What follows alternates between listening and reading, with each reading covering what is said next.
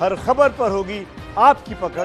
Download कीजिए ABP live app. Hello दोस्तों, मैं हूं रवि जैन और इस वक्त मेरे साथ मौजूद हैं अभिनेता बॉबी देओल, जो नजर आएंगे वेब सीरीज आश्रम में एक ऐसे किरदार में जिसे आपने कभी नहीं देखा, एक ऐसे अवतार जिसके बारे में आपने सोचा नहीं होगा। एक बाबा जी के किरदार में, एक साधु के किरदार में नजर आ रहे हैं। एक ऐसे साधु जो पाखंडी है, जो लोगों को ठगता है। बॉबी, ये जो किरदार है, ये जो अवतार है आपका, ऐसा अवतार और ऐसा किरदार हमने कभी देखा नहीं, इस रूप में कभी आपको नहीं देखा। क्या वो वजह थी आपको लगा कि ये किरदार आप कर सकते हैं? और क्या प्रकाश झा को थोड़ी मशक्कत करनी पड़ी आपको मनाने के लिए कि आप ये किरदार कर सकते हैं? पहली बात तो यह है कि मैं तो खुद चाह रहा था कि मैं अलग किस्म के किरदार प्ले करूं। मेरी डिलिबरेट एफर्ट है कि मैं जो भी अब मेरा काम देखिए, अब से जो मेरे 25 साल हो गए, अभी 25 साल और जो मैं काम करूंगा अपनी लाइफ में, अलग किस्म के कैरेक्टर्स करूं, क्योंकि मुझे कैरेक्टर ड्रिवन रोल्स बहुत पसंद आते हैं। और मैं यही चाहता हूं कि सब्जेक्ट्स भी ऐसे हो जिसमें कैरेक्टर ड्रिवन हो।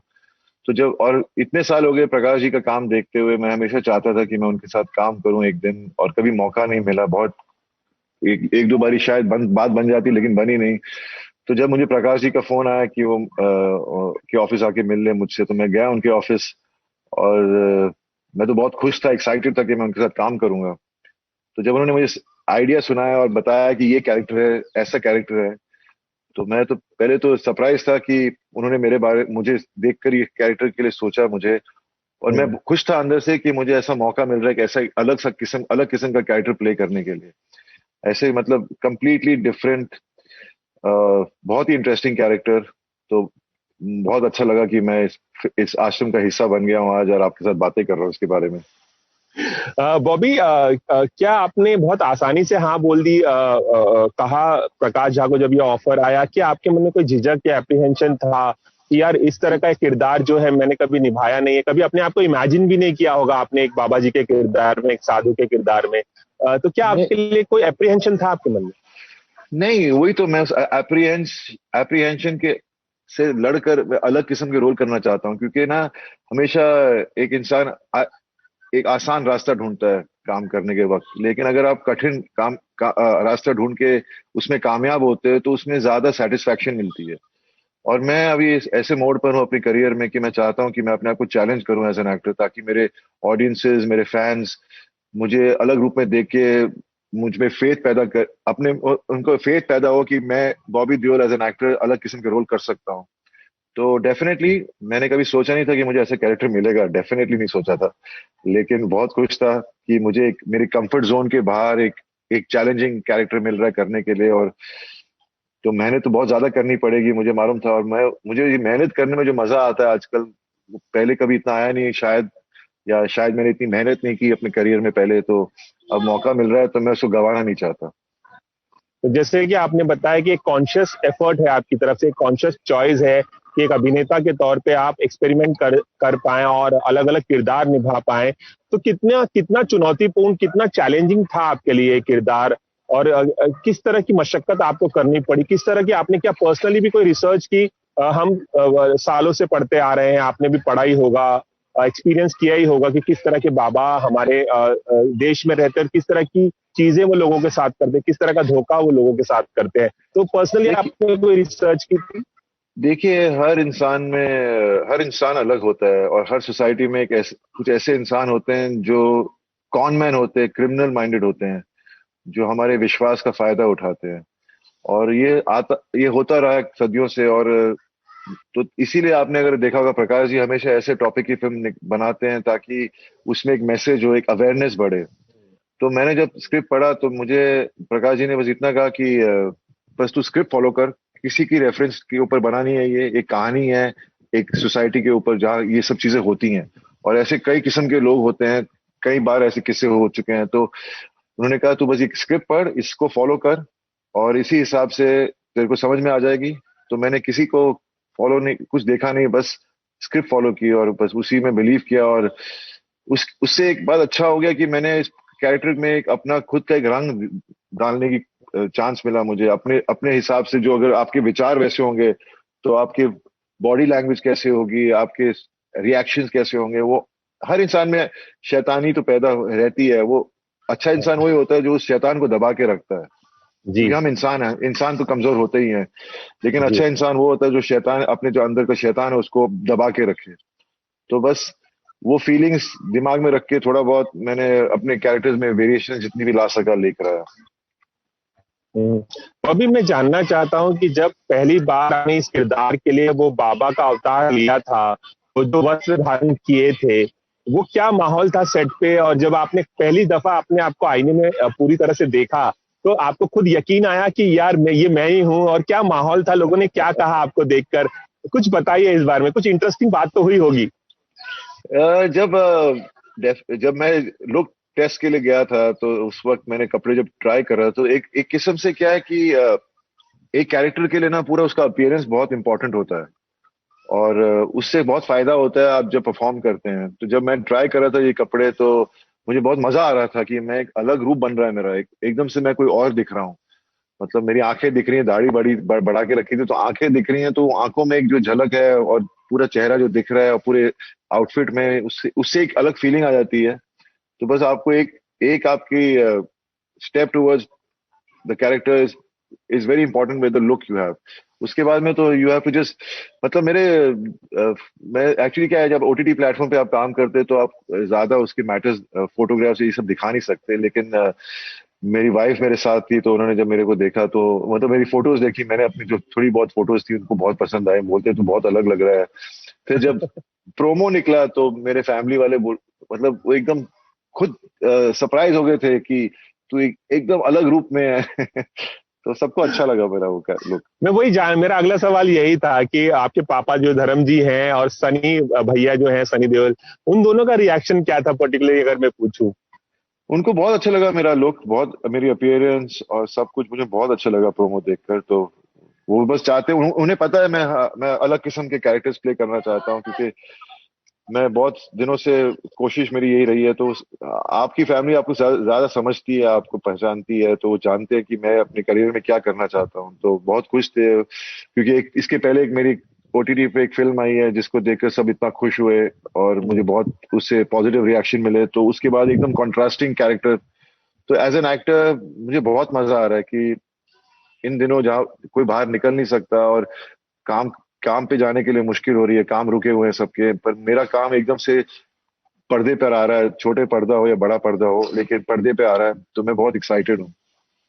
मैंने भी आपकी फिल्म क्लास ऑफ 83 देखी, और जब मैंने आपका वो अंदाज देखा पुलिस ऑफिसर का, तो मुझे भी यकीन नहीं आ रहा था कि यार ये बॉबी देओल ही है। कि मैंने तो कभी ऐसे इस अंदाज में आपको नहीं देखा। बहुत फ्लैम्बॉयंट से रोमांटिक अंदाज में, एक्शन वाले अवतार में देखा, लेकिन इतने सटल आप नजर आ रहे थे और इतना संजीदा आप नजर आ रहे थे, तो मुझे यकीन नहीं हो रहा था कि क्या ये बॉबी देओल है क्या। मेरा अगला सवाल ये था, एक इससे हटके है, आपकी वेब सीरीज से हटके है कि सुशांत सिंह राजपूत अब हमारे बीच में नहीं है, तरह तरह की बातें हो रही हैं। आप क्या कुछ कहना चाहेंगे? अब वो हमारे बीच में, इतने टैलेंटेड एक्टर थे, वो अपना एक मकाम भी बनाया था, हम में से किसी को भी यकीन नहीं आ रहा है। आप क्या कहना चाहेंगे? मैं मेरे भी फीलिंग्स आपके जैसे ही हैं। अभी पूरे हमारे कंट्री को यही फीलिंग आई है, उनके उनके फैंस को यही फीलिंग है, और पूरी दुनिया में जो फैंस हैं हम सब उदास हुए, बहुत दुख हुआ ये बात सुनकर। और मतलब ऐसा जब पता चलता है, इतना टैलेंटेड एक्टर, इतना फ्यूचर ब्राइट, बहुत दुख होता है। तो मुझे भी इस बात का बहुत अफसोस है। अच्छा, इसे लेकर आपको अफसोस तो है, हमको अफसोस है। इसे लेकर एक अलग बहस भी छिड़ गई है, नेपोटिज्म की बहस छिड़ गई है, इनसाइडर आउटसाइडर की बहस छिड़ गई। उसे आप किस पर्सपेक्टिव में देखते हैं सर? देखिए, मैं यही कह सकता हूँ कि जिंदगी, एक एक्टर की लाइफ में हर दिन स्ट्रगल होता है, हर दिन मुश्किलें आती हैं, क्योंकि एक्टिंग प्रोफेशन ही इतना कंपेटिटिव है। और चाहे आप इनसाइडर हो या आउटसाइडर, डेफिनेटली इनसाइडर को एक मौका मिल जाता है पहला काम करने के लिए, क्योंकि आप इस इंडस्ट्री से हैं। तो आपको वो मौका मिल जाता है, पहला पहला दरवाजा खुल जाता है आपके लिए। लेकिन उसके बाद में बाकी दरवाजे जो बंद हैं उसको खोलने के लिए आपका काम ही आपको मदद कर सकता है, अगर आप काम ठीक से करें, आपका काम पसंद आए लोगों को। तो डेफिनेटली मैं यही कहता हूँ यंगस्टर्स को कि देखिए, जो आउटसाइडर्स हैं या इनसाइडर्स भी हैं, मुश्किलें आएंगी, स्ट्रगल तो एक्टर की जिंदगी में लिखा गया है। पर कभी गिव अप मत कीजिए, पॉजिटिव रहिए, परसिस्टेंट रहिए और मेहनत कीजिए। अगर आप मेहनत करेंगे ना, तो वो मेहनत आपकी खुद लक में बदलती है। तो never give up, be positive. बहुत ही अच्छा संदेश बॉबी आपने दिया कि never give up, always be positive. Bobby, आपने 25 साल इंडस्ट्री में पूरे कर लिए हैं। 1995 में बरसात आई थी, आपने डेब्यू किया था, तब 25 साल हो गए। देखते देखते आगे आप किस तरह के और किरदार करना चाहते हैं? और मेरा पहला सवाल ये है इससे पहले कि अपने इस पूरे सफर को आप किस तरह से देखते हैं? इन 25 सालों में आपने क्या सीखा, क्या समझा, और कौन से बड़े आपके रिग्रेट्स हैं लाइफ के? देखिए, हर हर हर इंसान की लाइफ में जब पीछे मुड़कर देखता है तो रिग्रेट्स तो होते ही हैं। और अगर इंसान उससे सीख जाता है तो उसके आगे की जर्नी और स्मूथ हो जाती है। तो बस मेरी लाइफ में भी ऐसे हैं रिग्रेट्स, ऐसी मतलब मेरे करियर में अप्स एंड डाउन्स आए, तो मैं उनसे बहुत सीखा हूँ। और अब आप जब आपका टाइम बुरा होता है उससे आप ज्यादा सीखते हैं, उससे आपको ज्यादा समझ आती है कि आप आगे क्या कर सकते हैं। आपके अंदर जो आपका जो फेथ है, आपको उस अगर आप अपना फेथ गिव अप कर देंगे अपने ऊपर ही, तो फिर आप आगे बढ़ नहीं सकते। तो वो मैंने सीखा है कि never give up on yourself. अपने फेथ जो आपके ऊपर है आप उसको कायम रखिए, तो आप डेफिनेटली हमेशा, चाहे सक्सेस मिले कितनी बड़ी या छोटी मिले, लेकिन सक्सेस जरूर मिलेगी। जी, एक फेज आपकी लाइफ में ऐसा भी था जब आप पूरी तरह से कह सकते हैं कि आपने गिव अप कर दिया था, हार मान ली थी, और आपको लग रहा था कि यार अब मेरे करियर में कुछ नहीं होगा। तो कैसे उस मोमेंट को, उस दौर को आपने कैसे फेस किया, कैसे उससे बाहर आ पाए, वो थोड़ा सा अगर हमें बता सके आप।